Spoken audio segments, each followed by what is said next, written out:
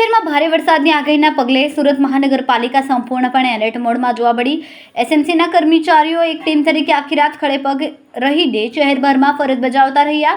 આ દરમિયાન શહેરના મેયર માયાબેન માવાણીએ વરાછા ઝોનના કર્મચારીઓની મુલાકાત લઈને તેમની કામગીરીની સમીક્ષા કરી। મેયરે સ્થાનિક કોર્પોરેટર અને અધિકારીઓ સાથે શહેરની વરસાદી પરિસ્થિતિ અંગે ચર્ચા કરીને જરૂરી માર્ગદર્શન આપ્યું। મધરાત્રિના સમયે મેયરે ન્યૂ પર્વત સુએઝ પમ્પિંગ સ્ટેશનની પણ સ્થળ મુલાકાત લીધી, જ્યાં વરસાદી પાણીના નિકાલ માટે ચાલી રહેલી કામગીરીનું નિરીક્ષણ કરાયું। પમ્પિંગ વ્યવસ્થા સતત અને અસરકારક રીતે કાર્યરત રહે તેમજ નાગરિકોને મુશ્કેલી ન મળે તે માટે મેયર દ્વારા અધિકારીઓને જરૂરી સૂચનાઓ આપવામાં આવી। વરસાદી પરિસ્થિતિને પહોંચી વળવા એસએમસીનું તંત્ર સતત મેદાનમાં સક્રિય કામગીરી કરી રહ્યું છે। કેમેરામેન હર્ષદ પાટીલ સાથે સુનિલ પાટીલ, સમય મીડિયા ન્યૂઝ, સુરત।